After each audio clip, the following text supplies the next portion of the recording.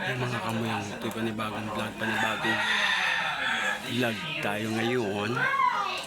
G.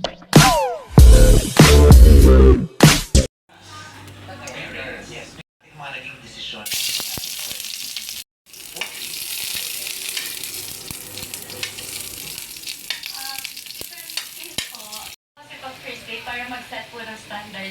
Yaman ba yung lalaki? Magprangkahan na tayo. Yeah. Gusto yung aesthetic. Maporma talaga. Branded go. So pag lang po hindi ko siya makakausap. Kasi mahirap panindigan din niya. Kung ang case, ba't ka umakyat? Labat muna tayo, laba. Kasi nagkikita lang kayo, gano'n. Kasi, yeah. Laba tayo, laba. Kumukulo na, kumukulo. Laba tayo. Kung tayo naglaba, tayo ay magsasampay na. Let's G. Alright.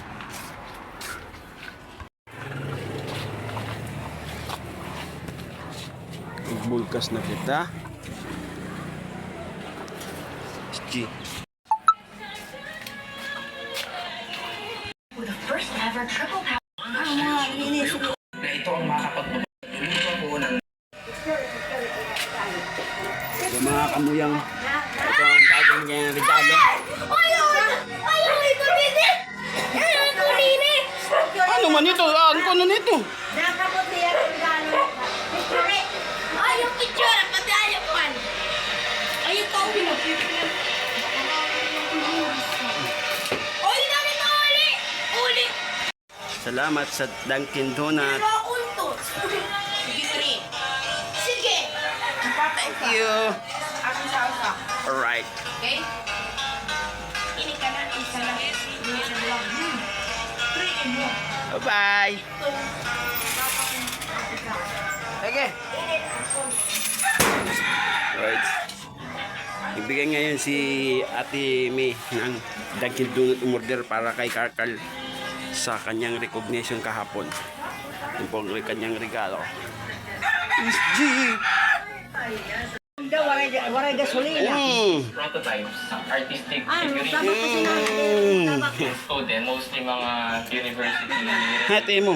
Dami yan sa mga iniimbenta ni Amari, keychains. Nagpagawa ako kay Kumain na tayo ng Dunkin Donut. Kumuha na siya ng 25,000 pesos para makabili ng 3D printer.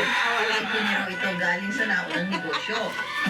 Nagduro talaga si Amari na pagsabayin ng negosyo at pag-aaral dahil gusto niya makatulong sa kanyang May palaron pala na dito. Nag-uumpisa ng palaro ng basketball sa amin. Ayun po.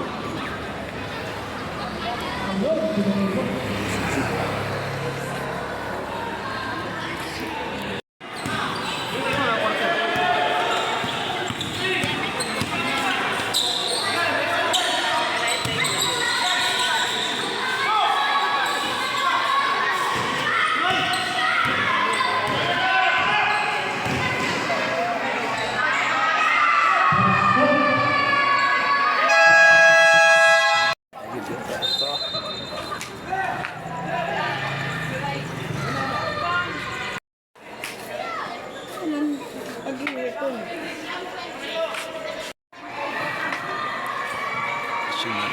Pawing.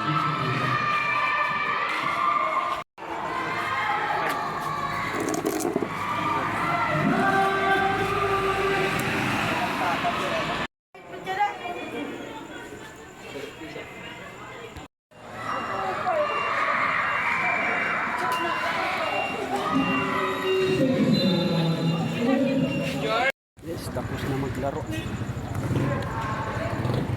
Hindi tayo uwi. SG.